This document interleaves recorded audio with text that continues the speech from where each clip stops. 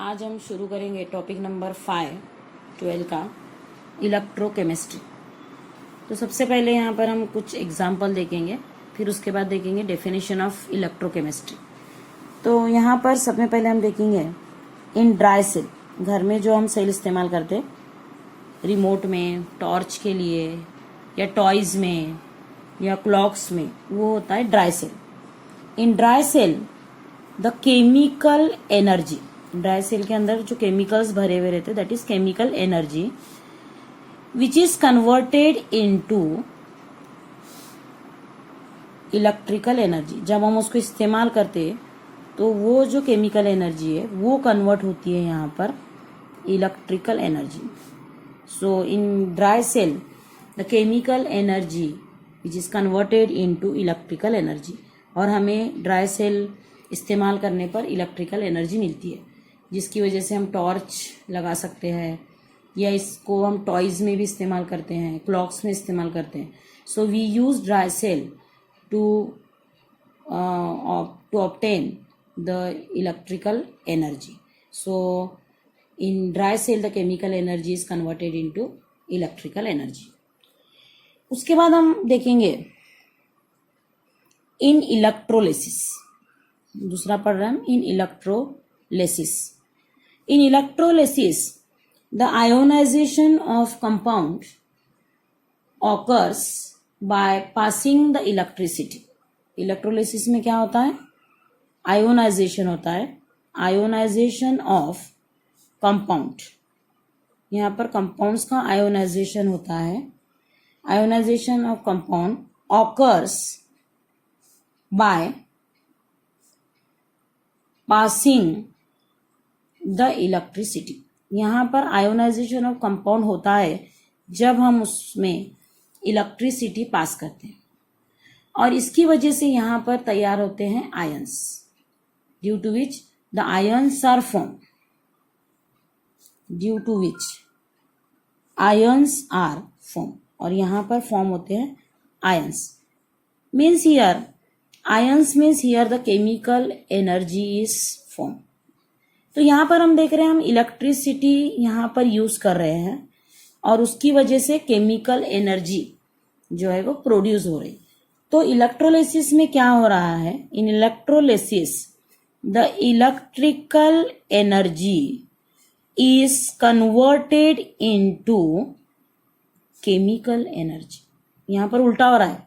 Dry cell में जो होता है chemical energy is converted into electrical energy, और इलेक्ट्रोलिसिस में क्या हो रहा है?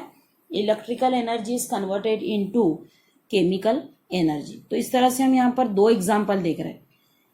पहला एग्जाम्पल ड्राई सेल, जिसमें केमिकल एनर्जी का कन्वर्जन इलेक्ट्रिकल एनर्जी में हो रहा है, और इलेक्ट्रोलिसिस में हम देख रहे हैं इलेक्ट्रिकल एनर्जी का कन्वर्जन केमिकल एनर्जी में हो रहा है।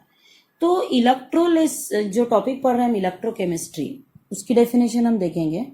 सो electrochemistry is a branch, it is a branch of chemistry which concern with the interconversion of chemical energy and electrical energy.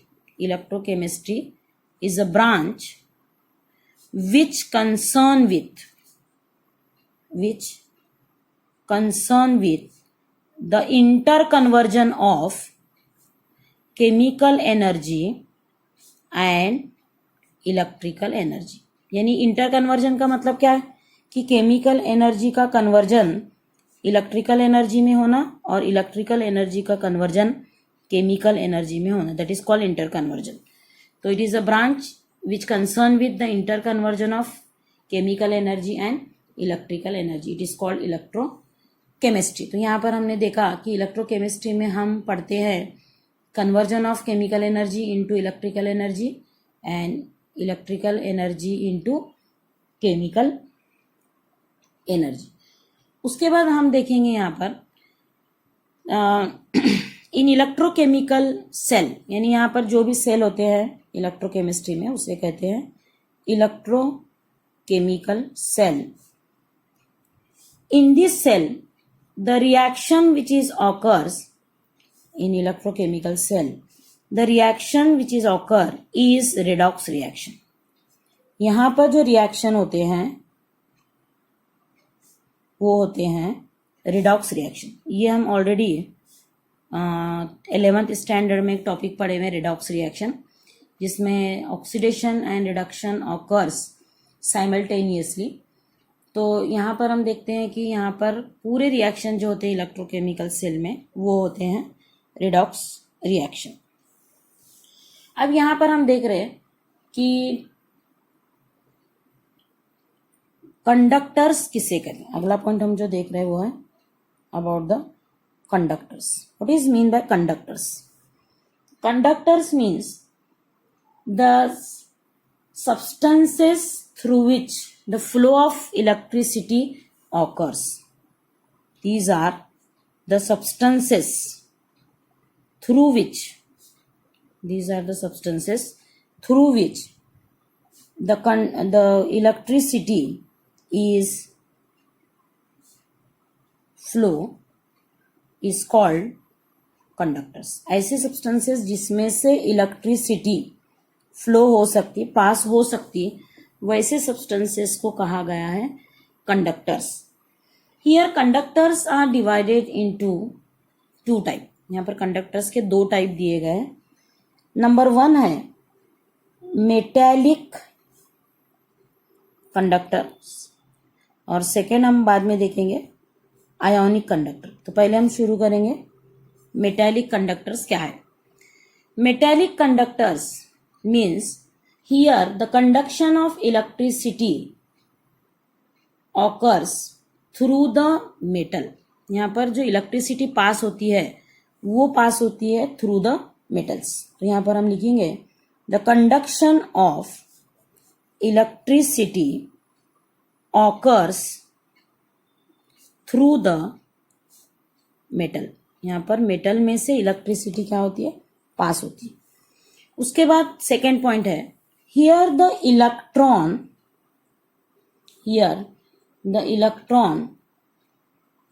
Conduct the electricity from one point to another point. यहाँ पर electron जो है वो electricity को एक point से another point की तरफ ले जाते हैं। Electron conduct the electricity from one point to another point. तो क्या देख रहे हैं metallic conductors, these are the conduction of electricity here occurs through the metal and here electron conduct the electricity from one point to another point. तीसरा point यहाँ पर हम देखेंगे in metallic conductor the chemical change does not occur।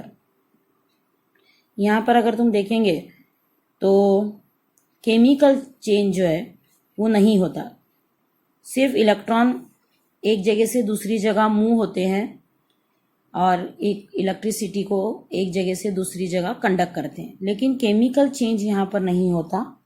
And matter does not move, और matter जो है यानी metal ions, यहाँ पर मैटर है, matter does not move from one place to other. यहाँ पर मैटर जो है एक जगह से दूसरी जगह मूव नहीं होता, matter does not move from one place to other. तो ये था all about the metallic conductor. तो और एक बार हम ध्यान से सुनेंगे। तो फर्स्ट पॉइंट हम यहाँ पर देख रहे हैं what is conductors. So conductors are the substances through which the electricity is flow, and conductors are divided into two types. Number 1 is metallic conductors. Here conduction of electricity occurs through the metal, and here electron carry the current from one place to another place, and here chemical change does not occurs, and here matter does not move from one place to another place. Metallic conductors के बाद हम second type जो पढ़ रहे हैं वो है electrolytic और आयोनिक कंडक्टर्स। तो सबसे पहले हम इसकी डेफिनेशन देखेंगे।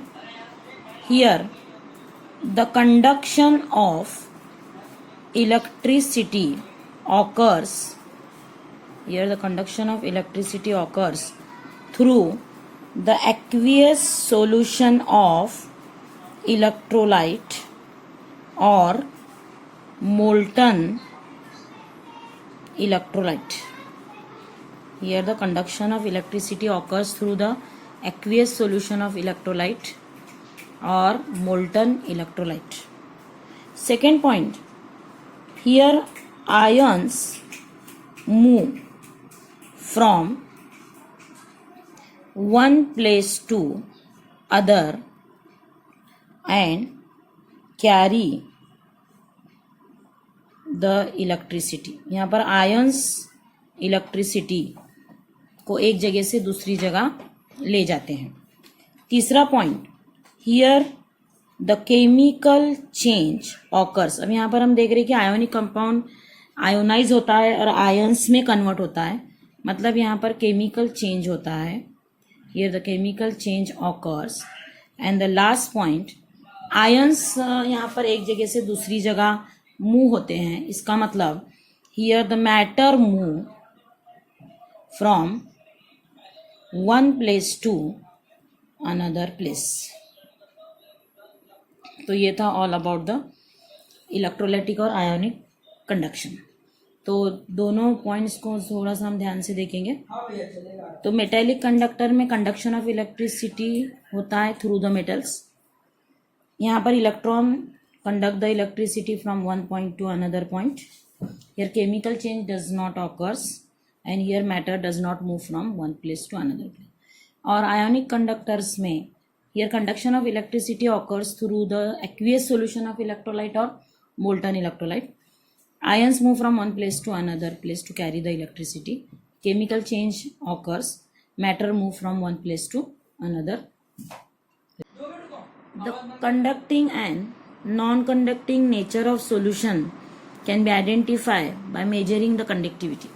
किसी भी सॉल्यूशन की जो नेचर, किसी भी सॉल्यूशन का जो नेचर है, दैट इज कंडक्टिंग और नॉन कंडक्टिंग, ये मेजर कर सकते हैं या हम फाइंड आउट कर सकते हैं बाय मेजरिंग इट्स कंडक्टिविटी. तो यहाँ पर हम पहला पॉइंट देखेंगे, the sucrose, the aqueous solution of sucrose और urea do not dissociate. Sucrose and urea do not dissociate in aqueous solution. Therefore, they are non-conducting. ये जो होते हैं ये non-conducting होते हैं and their conductivity is same as the conductivity of water. और इनकी कंडक्टिविटी जो है वो वाटर के कंडक्टिविटी से सेम होती है. ध्यान से देखो, यहाँ पर हम क्या पढ़ रहे हैं, conducting and non conducting nature of solution can be identify by measuring the conductivity. So sucrose and urea do not dissociate in aqueous solution, therefore they are not conducting and their conductivity is same as the conductivity of water. यानी जिसकी conductivity water के conductivity से match होती है, same होती है, ऐसे substances को हम कहेंगे non electrolyte. Therefore they are called non electrolytes. इनको कहते हैं non electrolyte.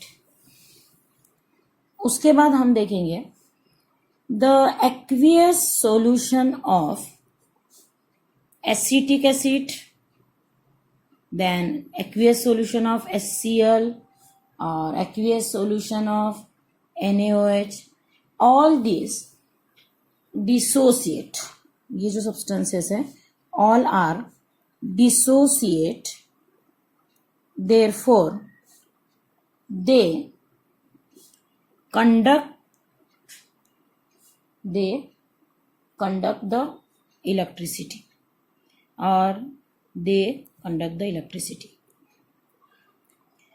and their conductivity is higher than water. और इनकी जो कंडक्टिविटी होती है it is higher than water. इनकी कंडक्टिविटी वाटर से ज्यादा होती है. तो जिन सब्सटेंसेस के एक्वियस सॉल्यूशन की कंडक्टिविटी वाटर से ग्रेटर होती है, हाइयर होती है, दे आर कॉल्ड इलेक्ट्रोलाइट्स। ऐसे सब्सटेंसेस को हम क्या कहेंगे? इलेक्ट्रोलाइट्स। तो ये था इलेक्ट्रोलाइट एंड नॉन इलेक्ट्रोलाइट। अब उसके बाद हम इलेक्ट्रोलाइट्स में पढ़ेंगे, we know that the strong electrolyte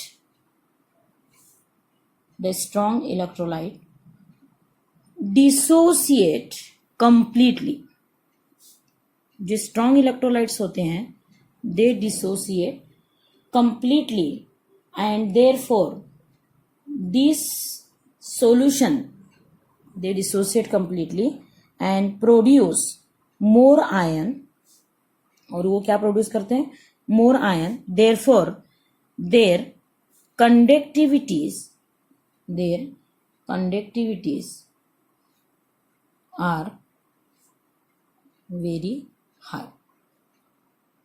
इसलिए इनकी कंडक्टिविटी जो है ये हाई होती है। स्ट्रॉन्ग इलेक्ट्रोलाइट, इसके पहले भी हमने सॉल्यूशन टॉपिक में पढ़ा हुआ है, आयोनिक इक्विलिब्रियम में पढ़ा हुआ है। Strong electrolyte dissociate completely, produce more ion, therefore they have their conductivities are very high. But weak electrolytes dissociate in a less extent. और हमें मालूम है कि वीक इलेक्ट्रोलाइट जो है they dissociate in a less extent. ये जो है लेस एक्सटेंट में डिसोसिएट होते हैं। Therefore they have low conductivity than strong electrolyte. Therefore they have lower conductivities than strong electrolytes. तो वीक इलेक्ट्रोलाइट्स के जो कंडक्टिविटीज़ होते हैं वो लोअर होते हैं और स्ट्रॉन्ग इलेक्ट्रोलाइट के जो कंडक्टिविटीज़ होती हैं वो हाइयर होते हैं। तो ये था all about the electrolytes and their conductivity. उसके बाद हम अगला पॉइंट जो पढ़ेंगे वो है about the what is mean by और about the resistance, conductance, resistivity and conductivity. ये 4 पॉइंट हम पढ़ने वाले। पहला पॉइंट पढ़ेंगे हम what is resistance represented by are.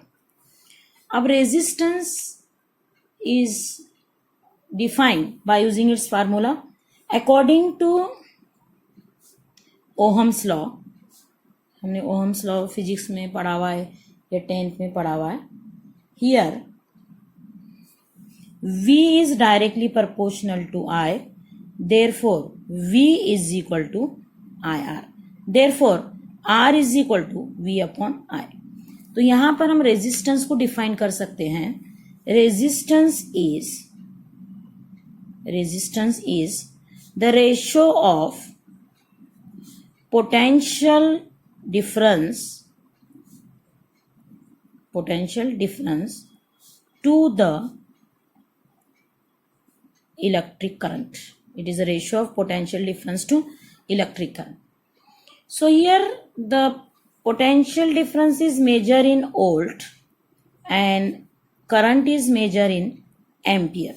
So the unit of resistance is volt per ampere and it is nothing but ohm और इसी को हम कहते हैं ओहम। तो ये था unit of resistance, that is volt per ampere और ohm.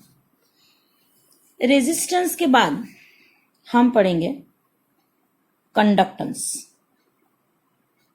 Conductance it is represented by G. सबसे पहले तो हम देखेंगे द कंडक्टेंस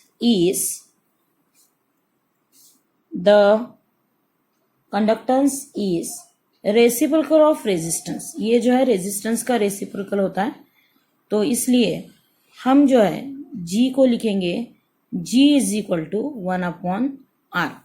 इसलिए G का जो फार्मूला है वो होगा I/V। It is ratio of electric current to the potential difference. इसलिए इसकी जो यूनिट है, unit of conductance is ampere per volt, या इसी को हम लिखते हैं पर ओहम।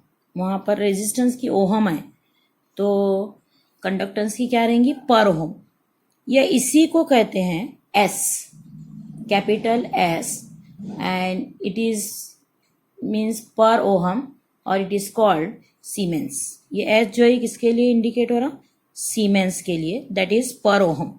तो पर ओहम को क्या कहते हैं, सीमेंस भी कहते हैं। ये इसको और एक तरीके से हम रिप्रेजेंट कर सकते हैं, दैट इज इक्वल टू ए। अभी अपने को मालूम है यहां पर इलेक्ट्रिक चार्ज यानी coulomb is product of electric current and time, तो ए एस रहता है कूलम, तो हम ए के जगह डाल सकते हैं सी अपॉन एस। तो ए के जगह मैं लिखूंगी कूलम पर सेकेंड पर वोल्ट। तो सभी का मतलब एक ही है, the unit of conductance is ampere per volt, और दैट इज पर ओहम, और दैट इज सीमेंस, और that is equal to coulomb per second पर वोल्ट। उसके बाद जो डेफिनेशन है वो है रेजिस्टिविटी। अब सब में पहले रेजिस्टिविटी पढ़ने के लिए हम देखेंगे resistance is directly proportional to length and inversely proportional to the cross sectional area of conductor. क्या बोल रहे हैं हम यहां पर, resistance is directly proportional to length, directly proportional to length and inversely proportional to cross sectional area of conductor, cross sectional area of conductor जो यहां पर हमने लिखा है। Therefore R is equal to rho L upon A, इसलिए हम यहाँ पर इज इक्वल टू लेकर कांस्टेंट ले रहे हैं rho, and this rho is called resistivity. Therefore rho is equal to R A upon L. तो यहां पर हम डिफाइन करेंगे रेजिस्टिविटी को। What is resistivity? तो रेजिस्टिविटी को डिफाइन करने के लिए हम उसको बताएंगे it is equal to resistance. ये दोनों इक्वल, कब दोनों इक्वल होंगे? जब लेंथ 1 मीटर होंगी और क्रॉस सेक्शनल एरिया जो है वो 1 मीटर स्क्वायर होगा। So here the resistivity is equal to resistance. The resistivity is equal to resistance when the length is 1 meter and cross sectional area is 1 meter square. And what is the unit of resistivity? So unit of resistivity is, अब ohm, resistance की unit ohm है, area की unit metre square है, और length की unit metre है। ये metre और ये मीटर कैंसिल, तो यहां पर बचता है ohm metre. So the unit of resistivity is ohm metre. Resistivity की यूनिट क्या होती है? Ohm metre. तो और एक बार यहां पर ध्यान से देखो, resistance is directly proportional to length, यहां पर देख रहे हैं, and inversely proportional to cross sectional area of conductor. उसके बाद हमने प्रोपोर्शनलिटी के साइन को निकालकर इज इक्वल टू लिया और यहां पर कांस्टेंट लिया रो, दैट इज रेजिस्टिविटी। अब बता रहे हैं हम कि resistivity is equal to resistance, यानी resistivity is defined as the resistance when length is 1 metre and the cross sectional area is 1 metre square. तो यहां पर यूनिट हम देख रहे हैं कि रेजिस्टिविटी की ओहम मीटर है। उसके बाद हम सेकेंड या फोर्थ जो पार्ट पढ़ रहे हैं वो है कंडक्टिविटी। जैसे रेजिस्टिविटी पढ़े हम वैसे ही कंडक्टिविटी पढ़ेंगे। तो सबसे पहले इसके लिए हम देखेंगे conductance is directly proportional to cross sectional area and inversely proportional to the length of conductor. Same उल्टा लिख रहे हैं. रेजिस्टेंस में क्या लिखे हम? Resistance is directly proportional to length and inversely proportional to cross sectional area.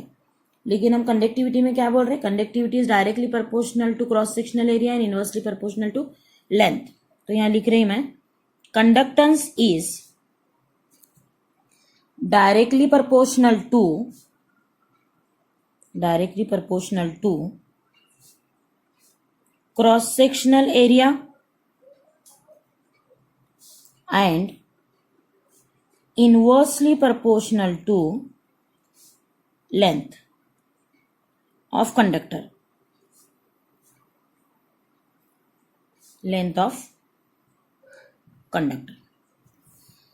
उसके बाद हम प्रोपोर्शनलिटी के साइन को निकाल कर लेंगे. Is equal to that is K A upon L. And here this K is nothing but conductivity. हम के किसके लिए इस्तेमाल कर रहे हैं यहाँ पर? कंडक्टिविटी के लिए. Therefore K is equal to G L upon A. अब यहां पर हमें डिफाइन करना है व्हाट इज कंडक्टिविटी. तो कंडक्टिविटी को डिफाइन करने के लिए हम इस तरह से बनाएंगे ये दोनों को इक्वल. कब दोनों इक्वल होंगे? जब A is equal to 1 metre square and L is equal to 1 metre. So यहां पर लिखेंगे हम, conductivity is defined as conductance. Conductivity is defined as the conductance when the area is 1 meter square and the length is 1 meter, or length and area is unity. What is the unit of this K? तो unit है इसकी, देखो यहाँ पर G की unit है पर ohm, length जो है वो मीटर, और एरिया जो है वो मीटर स्क्वायर है. ये कैंसल हुआ मीटर. तो यहां पर बसता per ohm per metre. So the unit of conductivity is per ohm per metre, और that is nothing but siemens per metre. तो ये था all about the resistance, conductance, resistivity and conductivity.